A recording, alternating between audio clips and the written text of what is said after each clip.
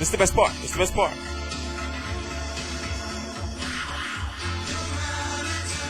You don't know about that.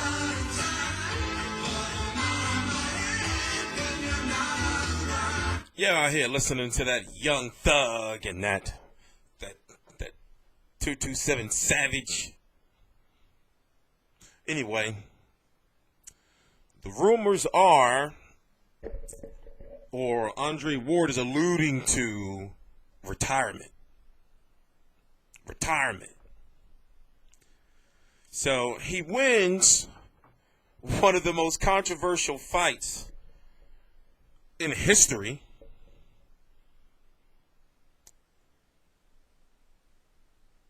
There's a rematch clause, and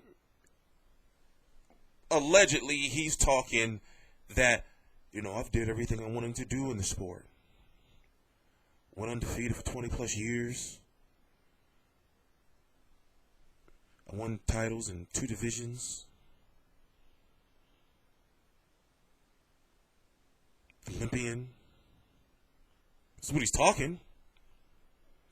But when I think of that, I think of, he's been injury prone throughout his career for a good portion.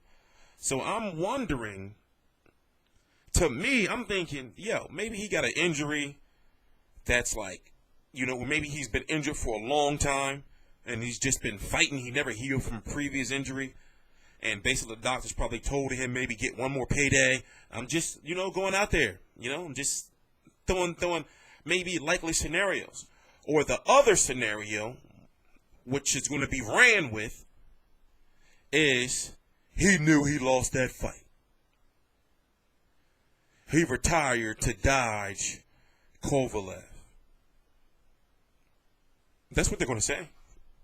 That's this,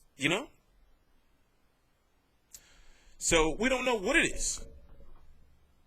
All we can say is, it kind of looks bad. I mean, does he have the love for the sport of boxing? That's one question. Did he make enough money? And he doesn't seem like a guy who goes out there and just buys all this ridiculous shit. So does he? I need some water. Man, no water around. Does he? Did he make enough money to survive off for him and his family and to live, more than comfortable? Is there an injury? Or did something about that Kovalev Ward fight, did something break him? Did something in him mentally break? So, those are all likely scenarios. We don't know. I'm not going to be able to do this video.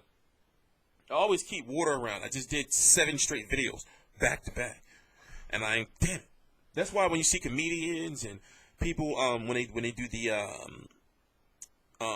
debates, it's always a glass of water or something right there. Because you do all that talking, Jesus Christ. But anyway, let me try to finish. We don't know why he's considering retirement. But the media are going to run with the bigger story of, why is he really retiring? Is it because of Kovalev? Is it because he doesn't want to fight him in a rematch? There's so many different angles that can be thrown. But we don't know for real until we hear from him officially. And right now, officially, he has not retired. So this is just talk. Remember, Mayweather tried to retire before, what was it? Mayweather made Donna 1 or 2 when he was going through that shit where Miss Jackson had him all emotional.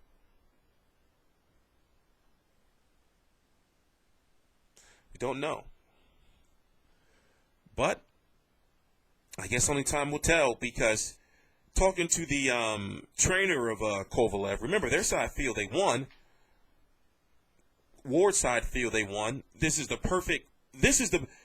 has to be a rematch, to determine. There has to be a rematch.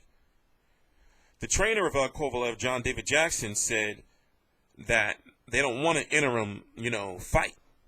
They want the rematch to be immediate. Kathy Duva at the post-fight press conference, the promoter of Kovalev, said that there is a rematch clause unless both sides choose to do an interim bout, meaning Kovalev will fight somebody, Ward will fight somebody, and then they both would have the rematch in September. But Duva said they're not going for that route. They want immediate rematch. So, Andre Ward's team, with the belt and with the W on the paper, on the record, they are the A side now. So if Kovalev's team really feel he won that first fight and really feel he can win that second fight, then they have to just bow down. In this situation, they have to bow down. And I'm not saying take no dirt poor, offer, that they know they're going to decline and say, put it this way. Promoters can sometimes use tactics of, well, we talked to their team and we made, an offer, but they didn't, take it. You can make an offer so low that you can blame them for not taking it if people don't do, proper research on what was offered and why and such. For example, the debate going on right now is should Golovkin have taken the $10 million that was offered to make Canelo versus Golovkin? That's just like when Marquez told Bob Arum, you want me to fight Pacquiao a fifth time? Give me $22 million. Even though technically he should deserve that money, but he's not going to be the one bringing in all the money. So if he makes 22, then Pacquiao's got to make this knot, So look at how when that whole scandal was going on and everybody was saying, and then they're not talking that shit no more. They were saying Pacquiao should have took the $40 million. The $40 million flat no pay-per-view buys. I remember I used to get slaughtered talking about how ridiculous of a deal that was. You mean to tell me Floyd would have made what, $560 million or something like that, or $460 million or something like that, and Pacquiao $40 million? You're outrageous. Y'all was outrageous. I don't want to say no names. But y'all was outrageous. Y'all was outrageous with that. So, Ward's team is A-side, and main events, they got to bow down to make the fight. It all depends on, if the deal is going to be fair or not. 60-40. Why can't it never be that simple? Why can't it never be like, okay, 55-45? Why can't it never be that simple? It's just, well, you can get this 60-40, but I'll get, this percentage of the pay-per-view ticket gate cup sales. Shit's breaking it all the way down. Like, well, everything that's sold in the arena, I want to make sure that's all this, come on. But we'll have to see. If he retires, it's always going to be, that big question surrounding his career. That's not a good way to retire, And also, what if he gets that itch to come back? Why would he want to do that to himself?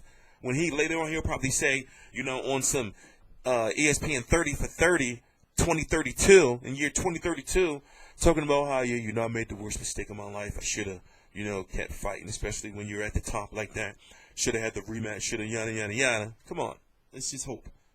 But anyway, I'm TstreeT Controversy. This is TstreeT Controversy Live. Before I do any more videos, I'm going to go grab me a case of water. Please subscribe.